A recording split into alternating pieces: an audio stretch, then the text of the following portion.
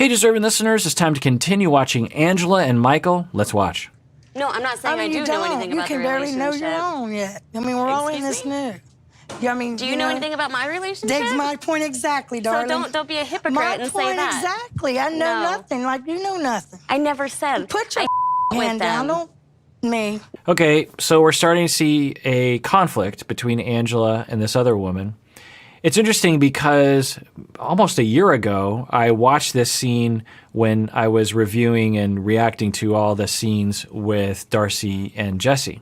So it's interesting to see this scene having watched the clips with Angela, because when I saw the scene before, I was like, what is going on with Angela? But now I have an idea. She just broke up with Michael, which is a huge deal. It's a huge loss under any circumstances. She's being filmed. I think she's being triggered with her humiliation, abandonment trauma. And she is coming out aggressive. I would say she's in the wrong here. This other person is being asked a question of, her opinion, I think, of Darcy and Jesse's relationship.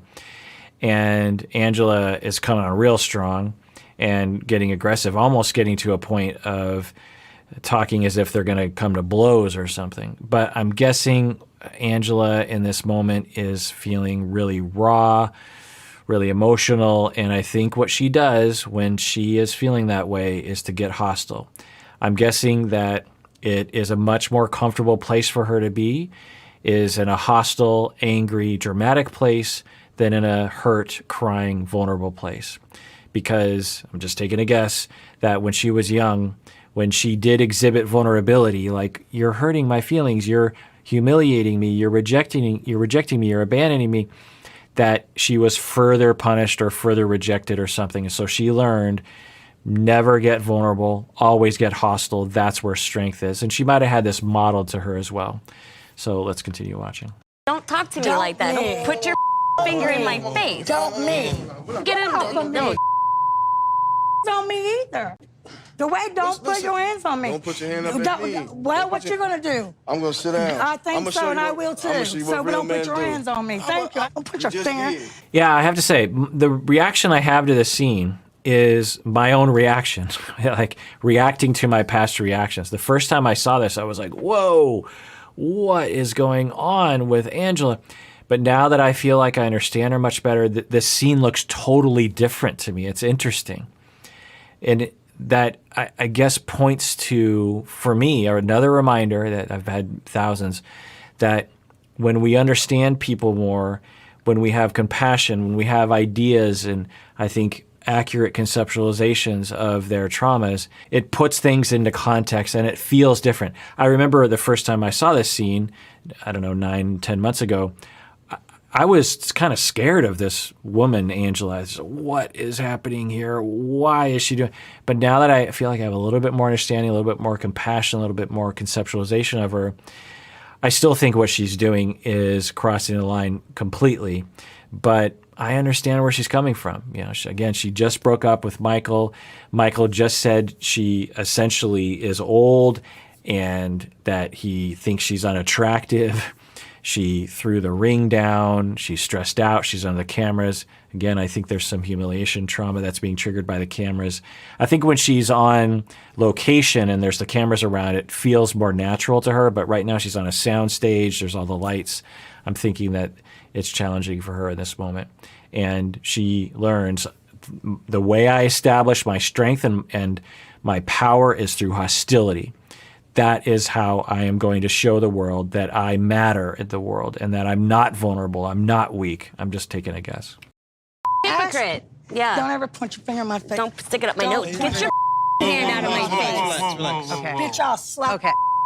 Now, that's completely crossing the line. She was getting borderline assaultive physically in that moment, and she's making threats, which is potentially a criminal act.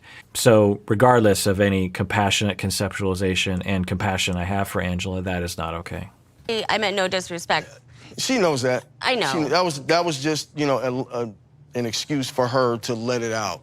It's like she's drawn to conflict, that, she might thrive on conflict. That's why I sat down. Yeah, so Tariq has a good point, or kind of a different way of saying what I was saying, which is she was just looking for an excuse to let it out. She has a lot of emotions happening prior to the conversation, and she was just looking for anyone that she could let out her anger on. And I think we can all relate to that on some level. We are having a really bad day, and it's building, and then someone, our spouse or our kids or our friend annoys us in some way, and we snap at them because of what's happening.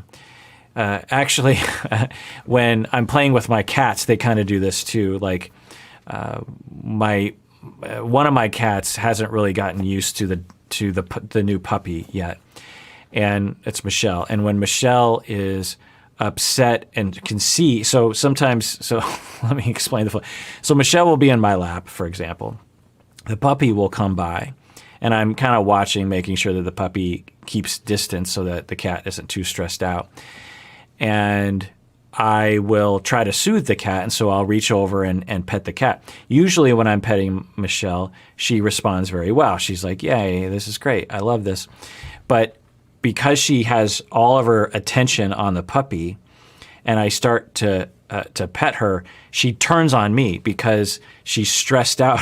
And so I get the punishment for her hostility and fear that's directed towards the puppy. And so all social mammals probably have this capacity, including humans, which is I'm focused right now on the fact that my fiancé told me that I'm old, that I'm unattractive. I'm really hurt by that. I'm humiliated. There's all these cameras. I threw the ring down, and the first person that annoys me, I'm going to let him have it.